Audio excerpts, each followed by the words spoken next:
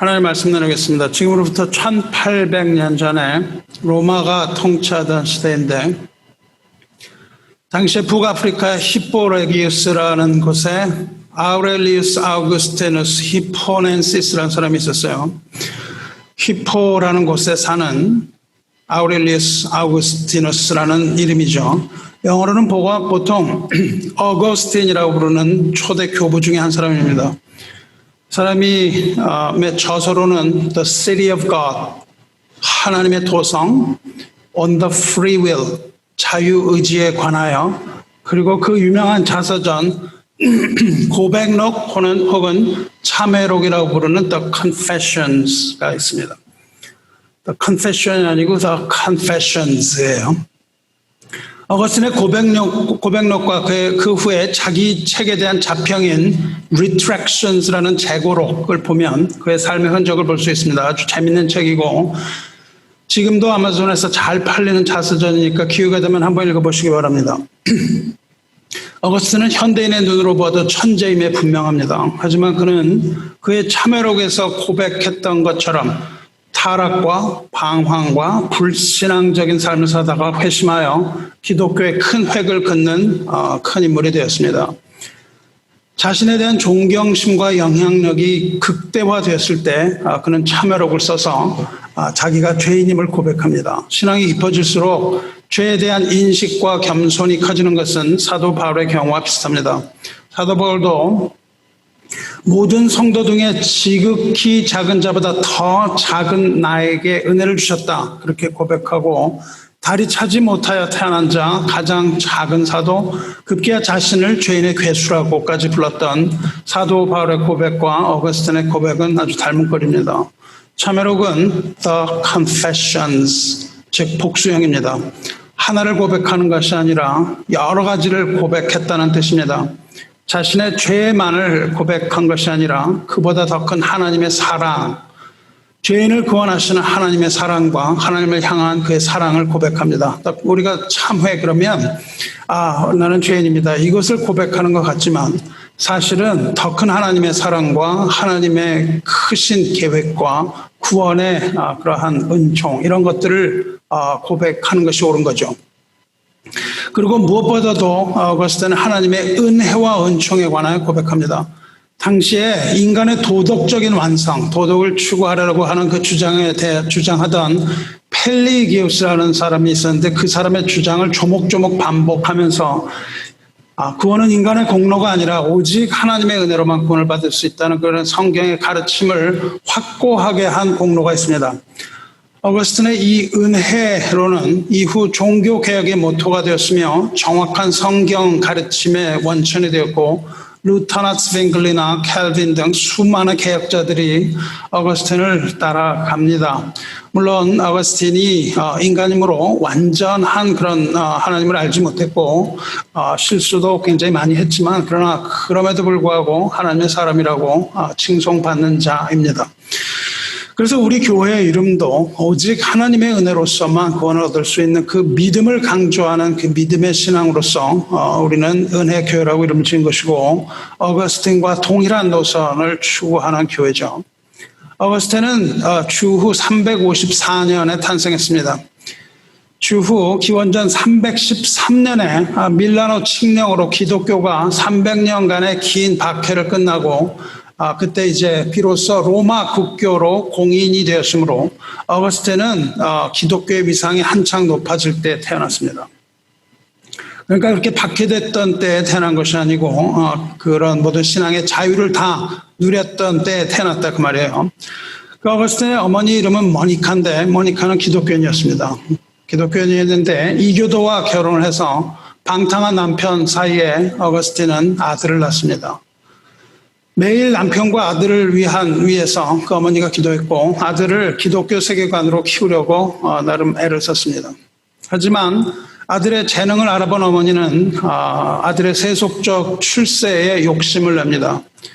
지금도 자식을 세속적으로 키우기 위해서 치맛바람을 일으키면서 학교애를 내는 어머니들이 있는 것처럼 당시의 어머니들도 엄청나게 치맛바람을 일으켰던 것을 우리가 알 수 있습니다.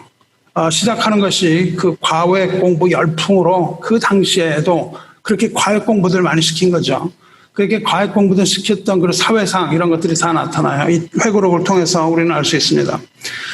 어머니 역시 모니카도 아들을 공부시키기 위해서 11살 때 라틴어를 가르칩니다. 라틴어로서 웅변을 가르쳐요.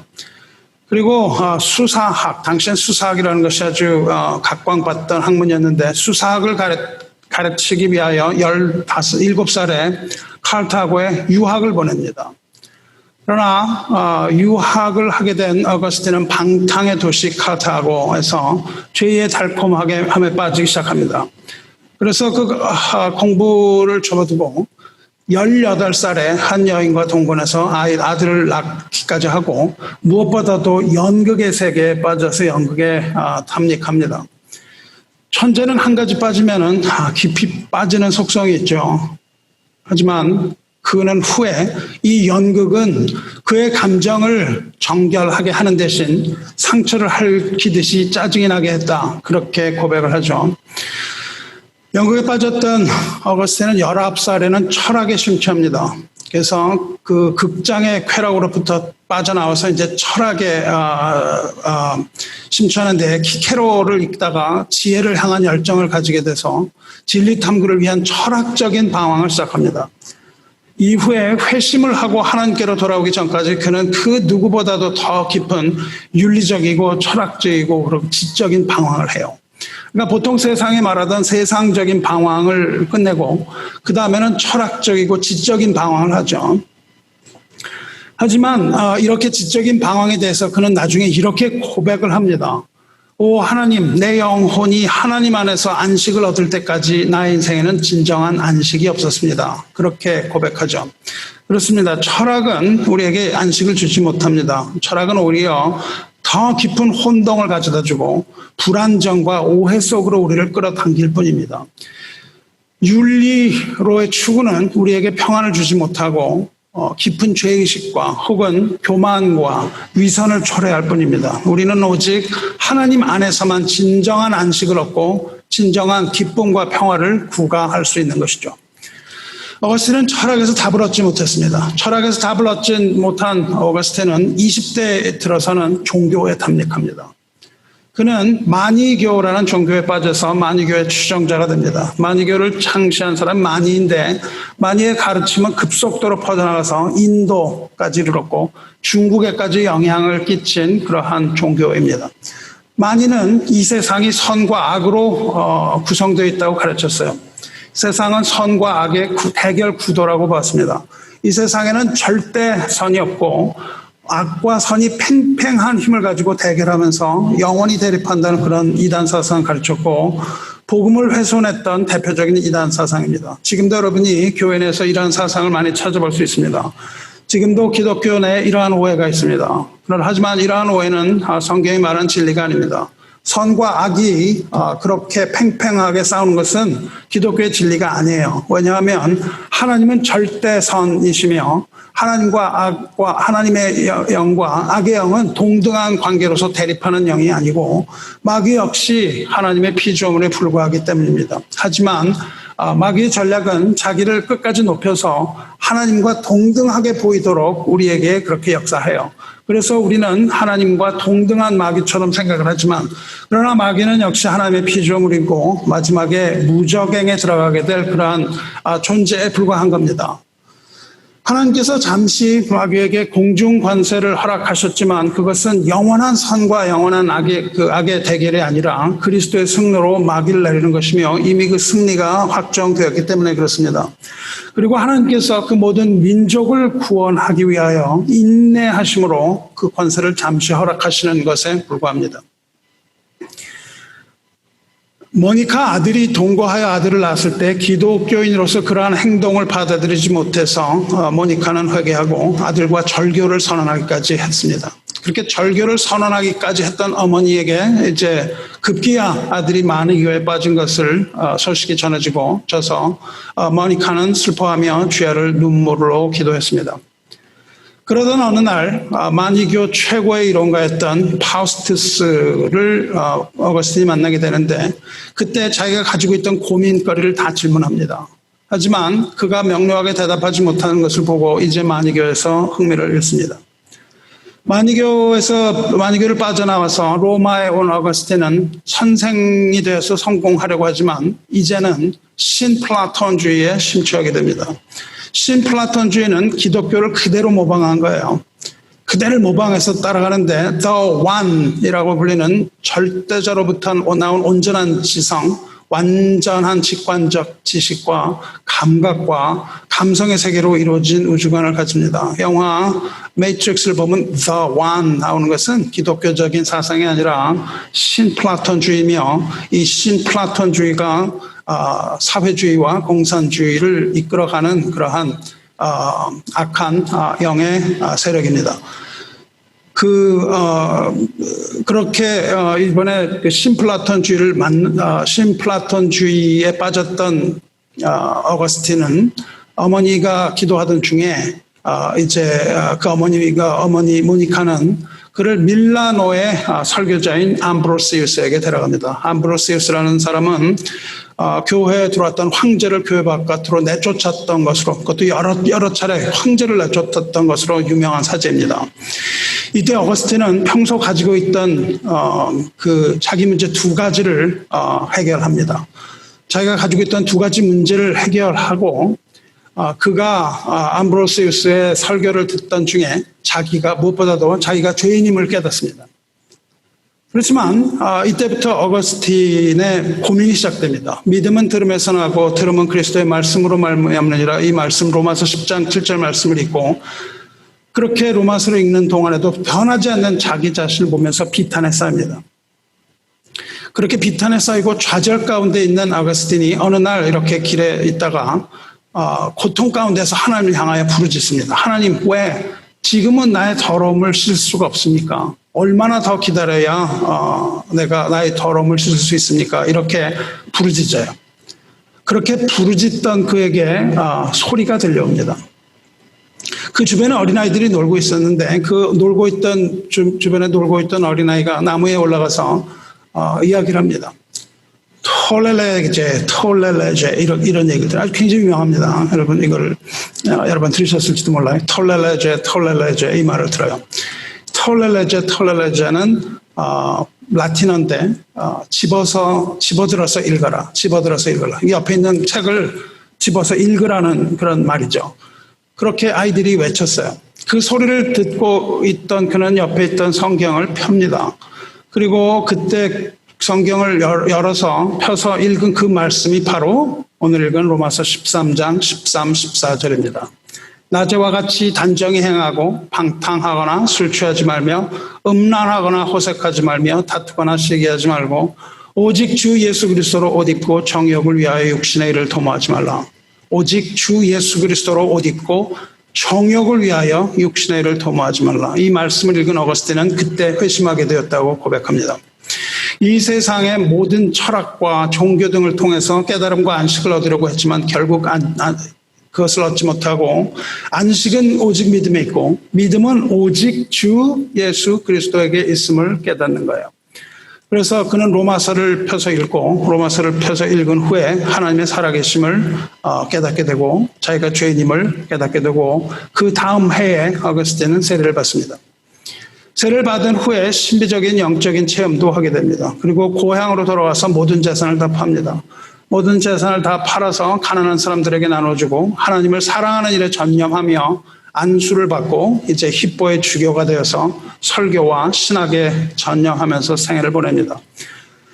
그 당시에 이제 게르만 계통의 반달족이 로마를 침공했는데 반달족이 침공했을 때에 교회는 건드리지 않았어요. 그래서 이 어거스틴은 교회에 은둔할 수 있었는데 교회에 은둔하지 않고 피난민을 돌보다가 열병에 걸려서 76세 일기로 생을 마감합니다. 이 땅에서의 삶을 마감하는 순간까지 두려움에 빠진 난민들을 돌보았는데 그는 그것이 행복한 일이라고 고백을 해요. 이렇게 말합니다. 우리 이웃이 하나님께 눈을 돌릴 때 그들에게 자비를 베푸는 것은 우리를 불행으로부터 벗어나게 하며 행복에 이르게 한다. 이렇게 고백하면서 가난하고 두려운 자들과 함께하면서 눈을 감습니다. 후일 어거스틴이 이렇게 고백합니다. 나는 세상의 모든 논리와 세상의 모든 지식과 세상의 모든 지혜를 이해하려고 했다.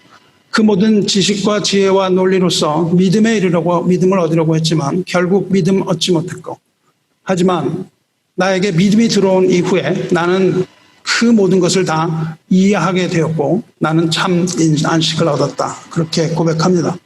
그렇습니다. 우리는 결코 이해를 통해서 믿음을 얻을 수 없어요. 여러분이 아무리 논리적으로 복음을 전해도 그것을 믿음을 가져다 주지 못합니다. 하지만 우리가 믿으면 우리는 하나님의 모든 이치를 다 이해할 수 있는 겁니다. 믿음이 먼저이고 그 지식이 그 다음입니다. 그리고 믿음은 하나님의 말씀으로 얻어지는 거예요. 여러분이 믿음에 이르기 위해서는 먼저 하나님의 말씀을 들어야 합니다. 하나님의 음성이 들리지 않으면 믿음을 얻을 수 없기 때문이에요. 믿음은 여러분이 가지고 있는 어떤 것이 아니라 하나님으로부터 오는 것이고, 그 믿음은 하나님의 말씀으로부터 오는 것이며, 그 말씀은 예수 그리스도의 말씀으로 말미암는 것이죠. 어거스틴은 참된 믿음의 큰 방어벽이 되었습니다. 종교적인 방어를 할 때는 자유의지에 관하여 적극 옹호했지만 회심한 후에 모든 것이 다 하나님의 은혜임을 깨닫고 인간은 자유의지로 구원을 얻는 것이 아니라 오직 하나님의 은혜로 믿음으로 구원에 이른다는 이 위대한 복음의 비밀을 확실하게 정립하게 한 인물입니다. 그리고 이 인물을 회심하게 한 것은 로마서였습니다.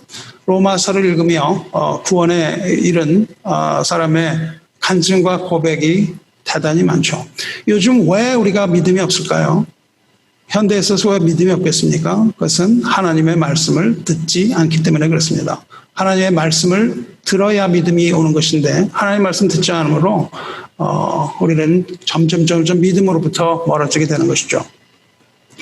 어거스틴을 회심하게 만든 로마서 13장 13, 14절 구절의 바로 앞구절이 오늘 우리가 읽은 본문 말씀이고 설교의 제목이죠. 오늘은 이 본문에서 말하는 빛의 갑옷에 대하여 말씀을 나누고자 하는 겁니다. 결론부터 말씀드리고 시작하겠습니다. 결론은 주님이 오실 날이 가깝다는 거예요. 여러분 이것을 믿으십니까? 주님이 오실 날이 가까운가요? 초대교회에서는 늘 매일매일 아침 저녁으로 주님 오실 날이 가깝다고 외쳤습니다. 그런데 그날은 100년이 지나도 오지 않고 또 1000년이 지나도 오지 않았습니다. 그리고 또다시 또 1000년이 지나서 이제 2000년이 넘어가는 지금도 그날은 오지 않고 있습니다. 왜 그럴까요? 주님께서는 왜 다시 오겠다고, 곧 다시 오겠다고 약속하셨는데 그 오랜 기간 동안 오지 않고 계시는 겁니까? 이에 대해서 베드로후서는 설명하고 있죠. 주의 약속은 어떤 이들이 더디다고 생각하는 것 같이 더딘 것이 아니라 오직 주께서는 너희를 대하여 오래 참으사 아무도 멸망하지 아니하고 다 회개에 이르기를 원하시느니라 그렇게 말씀하십니다. 그렇습니다. 주님께서 오지 않으시는 이유, 더디 오시는 이유는 주님의 자비하시고 오래 참으시는 성품 때문입니다. 모든 사람이 다 회개하여 구원에 이르기를 바라셔서 하루를 1000년같이 1000년을 하루같이 기다리고 계시는 것이죠. 그러나 어느 날 우리가 눈을 뜰 때에 그 날이 온 것을 보게 되는 날이 있을 것입니다. 이 사실은, 그 날이 오게 된다는 그 사실은 우리의 믿음으로만 볼 수 있습니다. 오직 우리의 믿음의 눈으로만 그 사실을 알 수 있어요. 그날은 도적같이 온다고 했습니다. 어느 날 갑자기 불현듯 갑자기 닥친다는 거예요. 자다가 깨서 갑자기 그날을 맞을 것입니다. 잔다고 하는 것은 반드시 잠을 잔다는 뜻은 아닙니다. 죽어서 무덤 속에 눕는 것을 잠을 잔다고 해요. 주님이 오시는 날에는 살아있는 자나 죽은 자나 누구나 다 잠으로부터 깨어나게 됩니다. 죽은 자는 무덤에서 일어나서 주님을 맞을 것이고 살아있는 자는 살아있는 그대로 주님을 맞을 것입니다. 이 날이 바로 우리가 자다가 깰 때입니다. 그것이 바로 로마서에서 말하는 자다가 깰 때가 다 됐다고 얘기하는 거죠. 우리는 시간이라고 얘기하지만 헬라에서 시간을 얘기할 때 두 가지 용례가 있다고 여러 번 말씀드렸습니다. 이 두 가지 용례는 크로노스와 카이로스라고 얘기하죠. 여러분 잘 아실 거예요. 크로노스는 그리스 신의 이름이에요. 그리스 신의 이름, 시간의 신의 이름인데 그 이름 자체가 시간을 뜻합니다. 영어로 chronology라고 하면 연대기, 연대표, 달력을 얘기하죠. 시대 순으로 말하자면 이렇게 우리가 얘기할 때 시대 순으로 말하면 이렇습니다. 이렇게 얘기할 때 이것을 영작을 하면 chronologically speaking 이렇게 말하면 됩니다. 시대 순으로 배열해 보면 이렇습니다. 성경은 반드시 시대 순으로 기록되어 있지 않아요. 성경을 읽으면서 착각하는 것 중에 하나가 시대 순으로 기록됐다고 하는 그러한 가정 때문에 그렇습니다. 어디나 다 시대 순으로 되어 있지는 않습니다. 그러나 시대 순으로 기록된 것이 있는데 그것이 바로 역대하죠. 성경의 구약의 역대상하를 chronicles라고 부르죠. 연대기라는 뜻이고 성경의 사건들, 그 당시의 사건들을 연대순으로 기록했기 때문에 붙은 이름입니다. 또 영어로 chronograph라는 말은 stopwatch의 chronograph라고 써있죠. stopwatch, 즉 시간을 정확하게 기록하는 장치입니다. 즉 chronos는 똑딱똑딱 시간이 그냥 가는 걸 말해요. 연속해서 가는 시간입니다. 1시 뒤에 2시, 2시 뒤에 3시, 3시 뒤에 4시입니다. 그게 크로노스예요. 성경적으로 보면 그냥 계속해서 똑딱똑딱 진행하는 시간을 말합니다. 창세기가 있고 그 후에 이런 저런 일들이 있는 것. 우리 일상의 생활이 그렇죠. 다람쥐 쳇바퀴 돌듯이 시간은 그렇게 흘러갑니다. 그것이 크로노스예요. 크로노스의 반대되는 헬라어는 카이로스라고 여러분 아실 겁니다. 이것은 그냥 똑딱똑딱 가는 시간이 아니라 어떤 특정한 일이 일어나는 그 특정한 시간을 말합니다. 우리 일상에 있어서 어떤 일, 예를 들면 졸업을 합니다. 그러면 그 졸업하는 날이 카이로스에 해당됩니다. 우리가 취직을 하면 그 취직한 시간, 이것도 카이로스입니다. 우리가 회심하고 하나님을 믿게 되는 그 순간이 있는데 이것 역시 일생일대의 가장 중대한 시간, 카이로스입니다. 성경적으로 볼 때 카이로스는 가장 커다란 카이로스는 예수께서 복음을 전파하기 시작하던 시간, 그것이 카이로스입니다. 마가복음 1장 15절에 이르시되 때가 찼고 하나님의 나라가 가까워 왔으니 회개하고 복음을 믿으라 하시더라 할 때에 때가 찼다라는 그 말이 바로 카이로스의 시간을 말해요. 즉 창세 이후로부터 시간은 계속 흘렀습니다. 똑딱똑딱 시간이 흐르다가 예수께서 복음을 전하기 시작하시는 그 중요한 그 시각이 이루었다는 말입니다. 그것이 바로 그렇게 기록한 거죠. 그것을 우리는 하나님의 시간 혹은 하나님의 때라고 부릅니다. 그러니까 하나님의 시간표에 따라서 정해진 그 시간에 반드시 그 일이 일어난다는 거예요. 정해진 그 시간에 예수께서 복음을 전파하기 시작하셨다는 의미를 가져요. 그리고 하나님의 뜻에 따라 바로 그 시간에 하나님의 복음이 전파되기 시작하는 일이 일어났다는 것을 말합니다. 즉 하나님의 예언의 말씀이 그 시각에 이루어졌다는 것을 말해요. 그래서 우리가 지금 말하는 이 때가 가까워졌다고 할 때 그 때는 하나님의 시간표에 따라 반드시 일어난다는 것을 말하는 거예요. 이렇게 하나님께서는 하나님의 시간표에 따라서 카이로스, 즉 때가 찼을 때 어떤 역사를 일으킵니다. 물이 끓을 때 우리는 5도, 10도, 15도 아무리 올려도 안 끓어요. 이론적으로는 정확하게 100도가 올라가야 딱 끓는 거예요. 그 전에 일어나지 않아요. 모든 하나님의 뜻은 그렇습니다. 오늘도 일어나지 않아요. 내일도 일어나지 않아요. 그래서 안 일어나나 보다.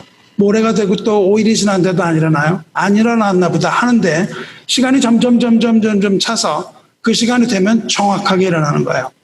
그 지진이 일어나는 것과 마찬가지입니다. 지진이 일어나는 것은 그 정확한 시간에 딱 일어나기 때문에 우리가 그것을 예측할 수 없어요. 일어난다는 것은 알고 있습니다. 지진이 일어난다. 캘리포니아에서 하면은 ring of fire, 지진이 일어난다 하면서 계속 살다가 지진이 꽝 일어날 때 거기서 당하는 것이죠. 그런 것과 마찬가지입니다. 오늘 읽을 말씀은 이제 그러한 하나님의 때가 왔다는 거예요. 언제? 지금. 또한 너희가 이 시기를 알거니와 자다가 깰 때가 벌써 되었으니, 그리고 이 시기는 너희가 알거니와, 이 시기는 너희가 모두 알고 있다는 자명한 일이라는 거예요. 캘리포니아 가면은 지진이 일어나 다 안다는 거예요. 다 알잖아? 그렇게 얘기를 하는 거죠. 벌써 되었다는 것은 이미 그 시각이 되었다게 이런 말보다는 그 시간의 급박성을 말하고 있는 거예요. 이 시기 곧 자다가 깰 때가 되었다는 것은 이제 주님이 오실 날이 아주 가까웠다는 뜻입니다. 예수님께서 깨어있으라. 어느 날에 너희 주가 임하는지 너희가 알지 못함이라. 마태복음에서 그렇게 말씀하신 것처럼 주님의 날이 그렇게 급박하게 이를 것이므로 주를 믿는 우리들은 언제나 깨어 있어야 할 것입니다. 그러나 그날과 그때는 하늘의 천사도 모르고 아무도 모르고 오직 아버지만 아신다고 했어요. 하지만 우리가 아는 것은 하나님의 시간표가 정확하다는 겁니다. 하나님의 시간표를 우리가 보지 못하지만 우리가 아는 것은 하나님의 시간표는 정확하고 반드시 그날이 오고야 말 것이라는 것을 우리는 믿는 거예요. 본문은 그날이 가까운 것은 너무나 확실하고 자명한 일이 아니냐 그렇게 얘기해요. 여러분에게도 이 말씀이 분명하고 명확하게 다가옵니까? 만약 그렇지 않다면 여러분은 영적으로 깊은 잠을 자고 있는 것이 분명합니다. 깊은 잠에서 깨어나야 합니다.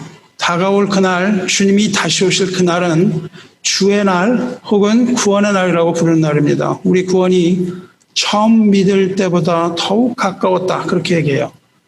처음 믿을 때보다 더욱 가까운 날이라고 말하고 있습니다. 그러므로 구원은 정적인 것이 아니고 구원은 현재 진행형입니다. 우리가 회개하고 세를 받아서 구원 얻을 날을 처음 믿는 날이라고 불러요. 즉 구원의 시작입니다. 그날을 구원의 시작이라고 한다면 그리스도를 구주로 고백한 그 시간을 구원의 시작이라고 한다면 예수님을 주님이라고 고백하고 주님을 따라가며 그 구원을 완성하는 그 시기가 바로 주님 오시는 날, 그날이라는 겁니다. 그러므로 주의 날은 두려운 심판의 날이기도 하지만 또한 모든 백성의 구원을 이루시고 최종적인 구원을 이루시는 복된 날이기도 한 거죠. 인류 역사의 마지막은 하늘로부터 불꽃과 같이 예수 그리스도께서 그의 천사들과 호령소리와 함께 강림하심으로 이루어질 것입니다. 21세기에 이 세상은 과학이 극도로 발달하고 인간의 문명이 온 우주를 다 호령할 수 있는 것처럼 보이지만 한꺼풀만 벗겨보면 이 시대야말로 암흑의 절정기라고 할 수 있습니다. 중세의 역사를 볼 때 그때 암흑기라고 했어요. 그러나 이제 인류는 혼잡할 대로 혼잡한 시대가 되어가고 있습니다. 동성애 정도를 만족하지 못해서 이제는 심지어 동물과 성적인 관계를 가지죠. 동물과 관계하는 것은 zoophilia, 동물 사랑한다는 겁니다. philo스는 사랑이라는 거예요. zoo는 동물입니다.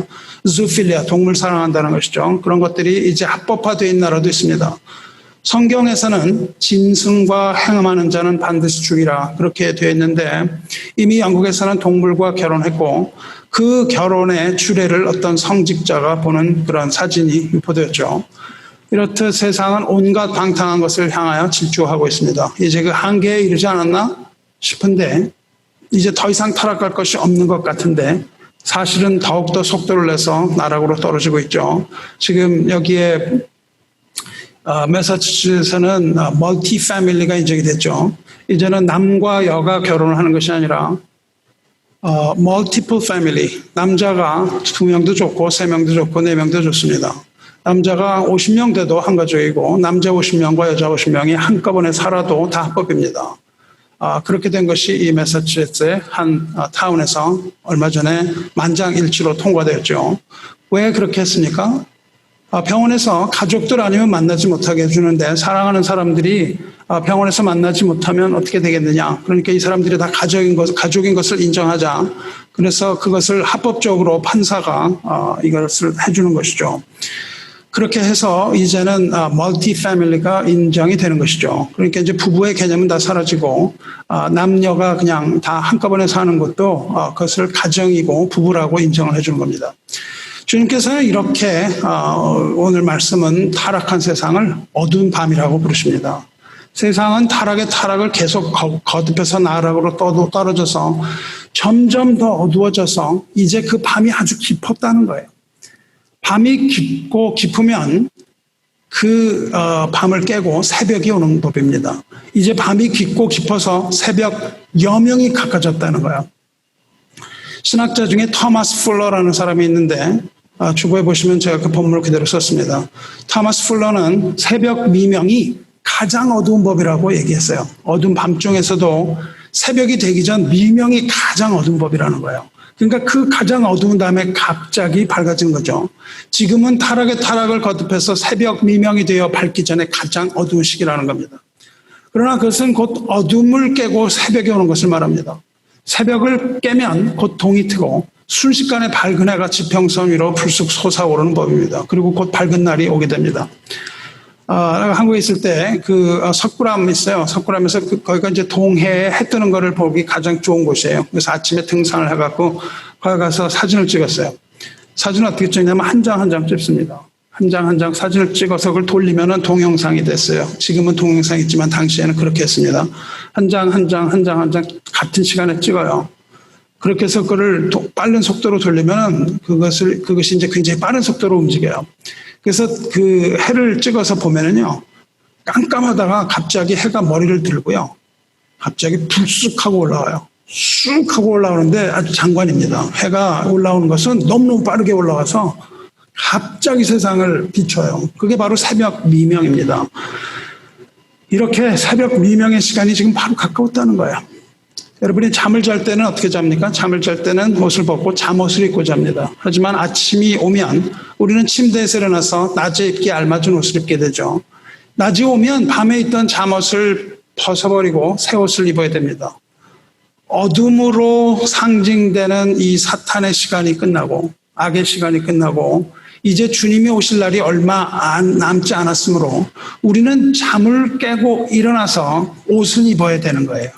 주님을 맞을 옷을 입어야 됩니다. 잠옷을 입은 채로 주님을 맞아서는 안 되는 거예요. 새벽 미명의 어둠이 끝나고 동이 틀 시간이 얼마 남지 않았으므로 이제 옷을 입고 기다리라는 거예요. 그런데 새벽이 오기 전에 하나님의 시간표를 보면 하나님의 시간표, 그 새벽이 오기 전에 커다란 전쟁이 있습니다. 이 전쟁을 우리는 마지막 전쟁이라고 부르고 이것을 우리는 아마겟돈 전쟁이라고 불러요. 마귀는 이때가 오면은 굉장히 당황을 합니다. 마귀는 자기 때가 얼마 남지 않았다는 것을 알아요. 그래서 마지막 전쟁을 일으킵니다. 그러므로 우리가 잠을 깰 때 입어야 하는, 이 잠을 깨면 전쟁 중에 있는 거예요. 그래서 우리가 잠을 깨고 새로운 옷을 입는 옷, 그 낮에 입을 옷은 전투복인 겁니다. 전쟁을 위하여 갑옷을 입는 거예요. 영어로는 The armor of the light 그렇게 불러요. 빛의 갑옷이라고 불러요. armor. 주 안에 사랑하는 여러분, 예수 그리스도 안에 있는 구원받은 모든 성도들은 그 전쟁을 해야 하는 그리스도의 전사들입니다. 새벽 미명에 전투가 일어날 무렵에 우리가 입을 옷은 전투복, 즉 갑옷입니다. 그런데 우리가 입을 그 갑옷은 빛나는 갑옷이에요. 빛의 갑옷이라고 얘기하고 있어요. 본문은 빛의 갑옷이 무엇인가를 설명합니다. 그 빛의 갑옷을 그리스도라고 얘기해요. 빛의 갑옷을 그리스도라고 다시 한번 부연하여 설명합니다. 빛의 갑옷은 바로 예수 그리스도라는 사실을 아는 거예요. 이것을 보고 어거스틴은 이것을 보고 회심을 하는 거예요. 그 전쟁의 장면을 보았습니다. 그 전쟁의 장면을 보고 예수 그리스도가 그 지휘하는 전투관인 그 장면을 보고 회심하게 되는 거야. 빛의 갑옷은 바로 예수 그리스도입니다. 마지막 날 하나님의 교회는 빛으로 세상에 오신 예수 그리스도로 옷을 입고 전투해요. 그리스도를 입고 전투하는데 빛의 갑옷을 입고 임하는 전투, 그 전투는 빛의 아들들과 어둠의 자식들 사이에 벌어지는 치열한 전투입니다. 마지막 전투는 빛의 아들과 어둠의 자식들 사이에 벌어지는 치열한 전투예요. 교회는 그리스도의 순결한 신부입니다. 신부는 아이를 낳아야 돼요. 신부는 해산을 해야 됩니다. 복음으로 해산을 해야 돼요. 그런데 마지막 때에 마귀는 어떻게 해서든지 신부가 해산하지 못하도록, 아이를 낳지 못하도록 방해하고 있습니다. 참된 하나님의 교회, 즉 복음을 전하여 하나님의 자녀를 낳고자 하는 교회. 복음을 전한다는 것은 하나님의 자녀를 낳는 거예요. 교회의 가장 큰 사명입니다. 교회의 큰 사명은 예수 그리스도의 순결한 신부로서 하나님의 자녀를 낳는 거예요. 복음을 전하는 일입니다. 그렇게 이 시대에 복음을 전하여 하나님의 자녀를 낳고자 하는 교회는, 이 시대의 교회는 산고의 고통을 맡고 있는 거예요. 아이를 낳으려고 애를 써도 아이를 낳지 못하고 배가 아파서 애를 쓰면서 부르짖고 있는 것이 하나님의 참된 교회입니다. 여러분, 우리 교회가 하나님의 자녀를 낳지 못하고 있는 것이 여러분에게는 어떤 겁니까? 그것이 고통이 아닙니까? 자녀를 낳으려고 하는데 낳지 못하는 해산의 고통이에요. 아이를 낳으려고 산고의 고통을 우리 교회가 겪은 적이 있습니까? 그 아픔을 느껴본 적이 있는 교회냐 그 말이에요. 이 고통을 맛보아서 알게 되기를 축원합니다. 우리 교회 여러분이 자녀를 낳는 산고의 고통 후에 자녀를 낳는 그 큰 기쁨을 얻으시기를 주님의 이름으로 축원합니다. 전도하여 구원받은 그 자녀를 낳으려고 하지만 교회는 아이를 낳지 못하고 있습니다.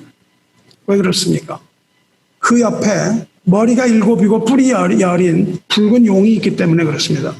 교회를 보고 있는 붉은 용이 있어요. 이 용은 여인이 아이를 낳으면 삼키려고 죽이려고 하고 있습니다.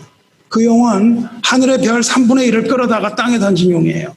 곧 옛 뱀이라고도 부르는 사탄입니다. 마귀라고도 부르고 옛 뱀이라고도 부르는 붉은 용이 교회 옆에서 아이를 낳으면 죽이려고 기다리고 있는 거예요. 우리가 전도를 하면 전도를 하고 부모의 사랑으로 돌보지 못하면 용이 죽입니다. 그래서 복음을 받아들이지 못해요. 용은 여인이 아이를 낳으면 죽이려고 기다리고 있는 거예요. 그래서 전도가 그렇게 힘든 겁니다. 용이 기다리고 방해하고 있기 때문에 그래요. 용은 교회가 하나님의 자녀를 낳는 것을 참지 못합니다. 그래서 어떻게든 그것을 방해하려고 죽이려고 하고 있는 거예요. 그러나 진정한 하나님의 교회는 죽을 힘을 다해서 아이를 해산해야 되는 겁니다. 이것이 오늘날을 살아가는데 참된 교회의 모습이에요. 하나님께서 우리에게 주신 것입니다. 그 가운데서도 산고의 그런 고통을 겪고 아이를 낳아야 되는 거예요. 진정한 하나님의 교회는 이러한 고통 가운데 있어야 되는 겁니다. 이 팬데믹을 슬퍼해야 되는 거예요, 여러분이. 나의 어떤 건강 때문에 두려워하는 것이 아니라 이 복음의 길이 막혀버린 이것을 여러분이 슬퍼하지 않는다면 하나님의 교회가 아닙니다.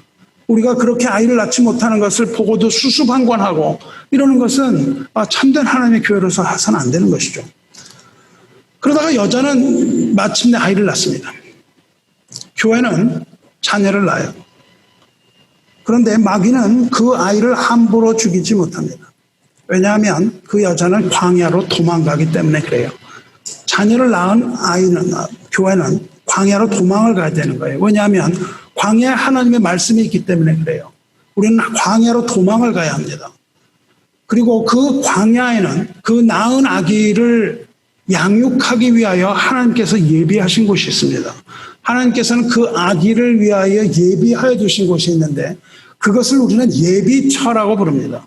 하나님께서 마지막 날 하나님의 자녀들을 숨겨놓으시는 바위굴이 있어요. 거기가 바로 광야입니다. 우리가 피할 광야는 하나님의 말씀이 있는 곳이에요. 하나님께서는 광야에서 하나님의 말씀으로 그 자녀를 양육하기 위하여 그 광야의 예비처를 만드시고 그 광야에서 1260일 동안 그 자녀를 양육하십니다. 그런데 아이를 낳은 것을 본 이 용은 옛뱀이라고 부르고 사탄이라고 부르는 이 온 천하를 꿰는 이 대적자 용은 하늘에서 하나님의 천사장 미가엘의 군대와 전쟁을 합니다. 그러나 마귀는 미가엘이 지휘하는 천군의 천사들을 이기지 못해요. 이기지 못하고 땅으로 내쫓깁니다. 그 여인과 아이는 그 광야에서 양육을 받고 있고 위에 있던 그 용은 그 아이를 찾지 못했는데 그러나 미가엘의 전투에서 짐으로 내려옵니다. 마귀는 자기 때가 얼마 남지 않은 줄 알고 분을 내면서 분노하면서 땅으로 내려와요. 그리고 그 아이를 찾아요. 그리고 그 아이를 낳고 도망간 그 여자 교회를 박해합니다. 자녀를 낳는 하나님의 교회는 그렇기 때문에 박해를 받게 되어 있는 거예요. 우리가 전도하려고 하면 박해가 따라오는 겁니다. 여러분이 전도 안 하기 때문에 평화로운 거예요. 여러분이 전도하려고 하고 하나님의 자녀를 생산하려고 하면 여러분은 엄청난 박해를 받게 되어 있는 거예요. 왜냐하면 용이 여러분을 박해하기 때문에 그래요. 이 용은 여자를 박해할 뿐만 아니라 여자를 낳은 아들도 찾아서 박해하려고 하죠. 용이 아이를 죽이려고 합니다. 그렇지만 아이를 결코 죽이지 못해요. 왜냐하면 하나님께서 그 순간에 여자에게 독수리를 보내시기 때문에 그래요. 하나님께서 독수리를 보내셔서 그 여인과 아이를 구출하십니다. 그렇지만 용은 계속해서 그 여인을 핍박해요. 그리고 입으로 물을 토합니다. 용이 막 입으로 물을 토해서 여자를 떠내려가게 해요. 엄청난 시련과 환란이 있는 거예요. 이 마지막에. 그렇지만 떠내려가는 그 여자를 땅이 도와요. 땅이 돕고 그 용이 토한 그 물을 땅이 그것을 다 삼켜버려요. 이러한 엄청난 전쟁이 있는 거예요. 여자는 그 용을 계속 피해 다녀요. 교회는 그렇게 피해 다닙니다. 그런데 여자가 용을 피하지만 결국 용은 그 분노를 쉬지 않아요. 마귀는 끝까지 전진합니다. 그래서 그 용은 분노를 쉬지 않고 이제 마지막으로 용이 바다 모래 위에서 여자의 남은 후손과 일대 결전을 벌이는 것이 요한계시록에 기록이 되어 있는 거예요. 그 용은 여자의 남은 후손과 바다 모래 위에서 일전을 벌여요. 그 마지막 전쟁은 여자의 남은 후손과, 여자 남은 후손이 무엇입니까? 교회죠. 교회의 남은 자들과 마귀, 즉 용의 최후 결전이에요. 여자는 하나님의 교회이며 여자의 남은 자손은 누굽니까? 하나님의 계명을 지키며 예수의 증거를 가진 자들을 여자의 남은 자손이라고 불렀어요. 예수 그리스도의 사랑의 계명을 지키는 자, 예수 그리스도를 증거하는 자, 이 여자인 교회가 낳은 하나님의 자녀, 이 하나님의 남은 백성들이 용과 마지막 결전을 벌이는 것이 그 마지막 전쟁의 모습이에요. 바알에 무릎 꿇지 않고 주님을 배신하지 않으며 하나님의 어린 양 우리 주 예수 그리스도 안에 있는 남은 자들 말합니다. 그들이 바로 마지막 날에 용과 싸우기 위해서 바다의 모래 위에 설 자들입니다. 과연 우리 중에 누가 있어서 그 모래 위에서 마귀와 접전하겠습니까, 여러분? 오직 빛의 갑옷을 입은 자들만이 그들과 그 악의 세력과 접전할 수 있습니다. 여자의 남은 자손들, 빛의 갑옷을 입은 자들, 예수 그리스도 안에 있는 자, 예수 그리스도로 옷 입은 자, 남은 자, 여자의 후손, 그리스도의 계명을 지키는 자, 이 사람들만이 그 모래밭에 설 수 있는 거예요. 밤이 깊고 낮이 가까워졌을 때 곧 지금이라 하는 이 시각 우리는 깨어서 어둠의 옷을 벗고 빛의 갑옷을 입어야 되는 거예요. 새벽 미명이 가까운 겁니다. 그래서 우리는 빛의 갑옷을 지금 입고 기다려야 되는 거예요. 그렇지 않으면 중공군이 우리 한국 동란 때 갑자기 밤에 이렇게 쳐들어왔던 그때 다 죽임을 당했던 것처럼 깨어있지 않은 자는 죽임을 당하는 겁니다. 어둠의 깊은 이때는 문란하고 방탕한 이때를 말하는 것이죠. 새 속에 물든 이 방탕한 시기를 말합니다. 술 취해서 문란하고 하나님 알지 못하는 이 시대 말하죠. 이 동물과의 관계도 마다하지 않는 이 문란한 시대 말하죠. 방탕한 시대, 악에 물든 이 시대, 하나님의 이름마저도 땅에 내동댕이 쳐버리는 이 시대, 그리스도의 이름에 침을 뱉고 욕을 하는 이 시대, 서로 다투어 싸우는 이 시대, 교회에서도 시기와 질투와 증오 가운데 심지어 형제를 죽이기까지 하는 이 더러운 시대를 말하는 거죠. 그것이 바로 사탄이 장악하고 있는 어둠의 시대의 실패입니다. 아름다운 척 가리고 있는 이 세대의 민낯이에요. 겉으로 보기 얼마나 아름다워 보여요. 그러나 그 속이 그렇다는 겁니다. 평토장한 무덤이라 그랬어요. 겉으로 보기엔 아주 매끈하게 발라놨는데 그것을 한꺼풀 열고 나면 그 속에는 시체의 썩은 냄새가 진동하는 것이죠. 그러나 이 세대는 영원히 가지 못한다고 경고하고 있는 겁니다. 왜냐하면 이제 벌써 동이 틀 새벽 미명이 되었다고 성경이 말하고 있기 때문입니다. 이제 자다가 깰 때가 되었다고 말하고 있습니다. 그리스도께서 호령과 함께 하늘로부터 강림하시는 그날이 가깝다는 거예요.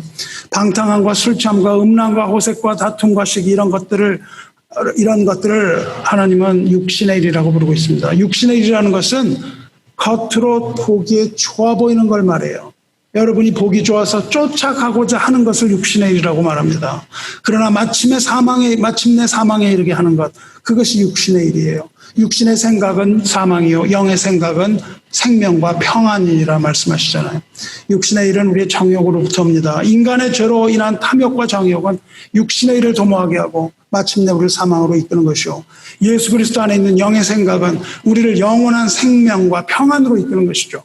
그러므로 우리는 오직 주 예수 그리스도로 옷 입고 정욕을 위하여 육신의 일을 도모하지 말라 하셨습니다. 주님 오실 날이 멀지 않았어요. 여러분, 거짓말 같습니까? 얼마 안 남았어요. 1000년, 2000년. 하지만 그날은 속히 옵니다. 과학을 잘하는 사람은 이거를 긍정할 수밖에 없습니다. 어거스틴은 천재라고 말씀드렸잖아요. 어거스틴의 회심록에 시간에 대한 소고가 있습니다. 현대 물리학이 말하는 일반 상대성 이론도 얼추 그것을 언급해요. 근데 상대성 이론에 따르면 시공간은 직선이 아닙니다. 평면이 아니에요. 그리고 시간과 공간은 휘었다고 말하기도 합니다. 그래서 시간은 긴 것 같기도 하고 짧기도 하다는 거예요. 어거스틴은 시간은 변화의 측정이다. 그렇게 얘기했어요. 변화를 측정하는 것이 시간이래요. 그리고 뭐라 그랬냐면 창조 이전의 시간은 존재하지 않는다. 그렇게 말했습니다. 시간은 하나님이 창조하실 때 생성되었다는 거죠. 그래서 이 시간이라는 것은 하나님의 창조의 한 가지 현상뿐이라고 말했습니다. 그래서 이렇게 고백해요. 고백록에 주여 주께서 창조하지 않으신 시간이 어디 있겠나이까? 그래요. 하나님의 창조하심으로 시간이 시작되었다는 것이죠. 그리고 그 시간이 그렇게 천천히 가고 상대적이라는 이야기를 해요. 그렇기 때문에 주께서는 하루가 1000년 같고 1000년이 하루 같은 겁니다.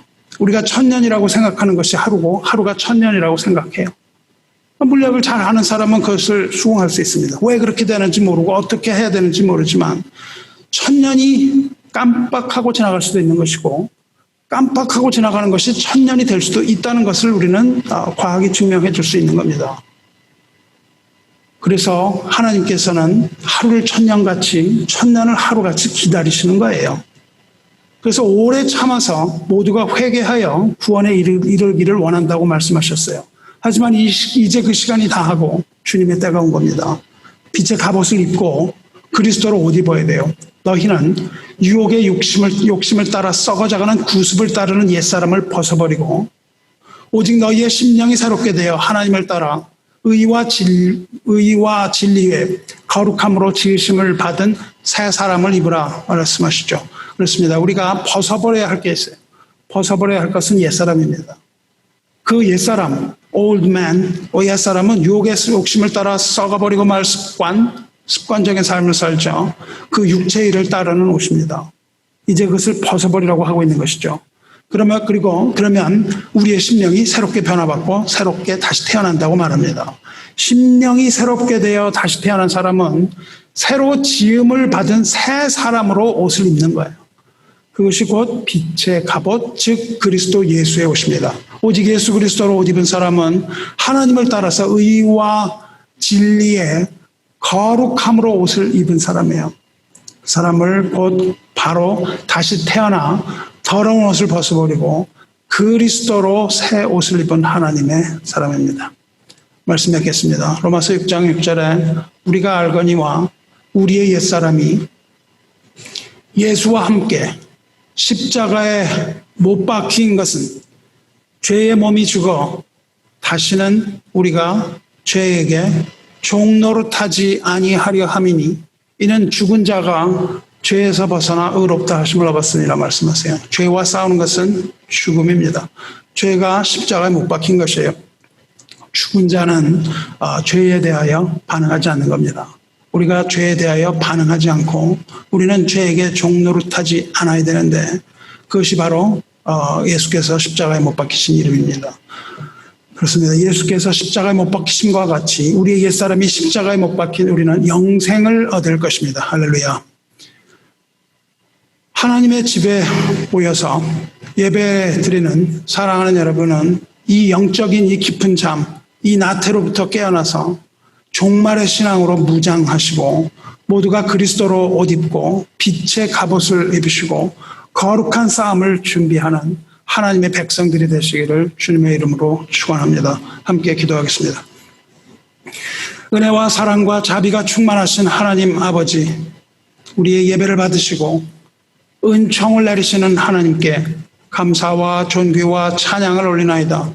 이제 밤이 지나가고 낮이 가까운 것을 우리 모두가 알고 있으나 애써서 그것을 부인하고 거부하며 하나님이 없다고 하는 어리석은 자들과 또한 그리스도 안에 있으면서도 여전히 육적인 세상과 버타여 살아가며 한 발도 떼지 못하는 우리 어리석은 인생들을 굽어보시는 하늘에 계신 하나님 아버지, 여기 모인 우리들은 그처럼 어리석은 자질이 되지 아니하고 하나님의 은혜를 알고 하나님의 사랑을 전하는 하나님의 자녀가 되게 하시며 이 마지막 날 빛의 갑옷을 입고 선한 싸움을 싸기 위하여 바다 모래에 선 어린 양의 신부의 남은 자손에 속하게 하여 주시기를 바라옵고 또 바라옵나이다.